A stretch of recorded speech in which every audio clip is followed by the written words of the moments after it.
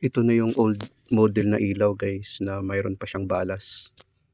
Ayan o, kung makikita natin. Mayroon din siyang capacitor. Ang purpose kasi ng capacitor guys, para hindi siya mag blinkering yung ilaw. Ito kasi guys ay old model na ito, na klaseng design sa ilaw. Mayroon pa siyang balas dalawa. Tapos mayroon din yang starter. Ayan o, yung starter na yan. Makaluma na kasi ang design na ganito. Kung makikita natin guys, no, siguro ito ay mga 1970s pa na design yung ganitong sistema ng ilaw. Ang gagawin natin guys, yan, no, starter yan, magkabilaan yan, tapos doon din sa kabila may starter din, no, kung makikita natin. Ngayon guys, tatanggalin natin yung balas at saka yung capacitor. Ngayon, no, tinanggal na natin yung balas at saka capacitor. Yan na yung connection niya guys, no, nakakouple siya dyan. Yan na yung line 1 natin, kung makikita natin, no. Tapos nakakopo lang siya dyan, no. Yan ang connection niya, kung makikita natin, no.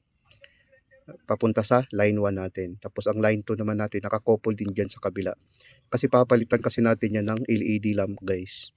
Yan, no, nakakouple din siya, kung makikita natin, no. Yan, tapos nakakonect dyan para sa ating line 2 ng ating ilaw, sa ating power source. Ngayon okay na yan siya guys. Kung makikita natin wala nang balas guys, no. Yan yung ipapalit natin na ilaw. Yan ay LED lamp, 60 watts yan guys. Ngayon na nakabit na natin, i-try natin ngayon na ating pailawin. Try natin. Yan, umilaw siya. Ganun lang kasimple at ganun kadali ang connection niya guys. Pag i-off naman natin, mamamatay din. Yan, oh. Pag umiilaw siya, wala na siyang balas at saka capacitor. Yan na yung makabagong design ngayon na LED lamp. Yan, yan eh. Light emitting diode kasi ang ibig sabihin ng LED. Light emitting diode. Yan siya guys, kung nakikita natin. Yan, ready na yan para ikabit natin doon sa labas, sa ilaw. Ayan o, umiilaw na siya. So, ready na yan guys para ikabit natin. Kailangan kasi yan na ikabit sa labas. Yan guys, kung makikita natin o, nakabit na natin sa taas. Tapos mayroon na tayong switch na ginamit. Pag i-on natin, iilaw.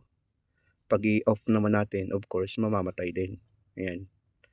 Ganun na ang makabago ngayon guys. Wala nang balas, wala na ring starter, at wala na ring capacitor.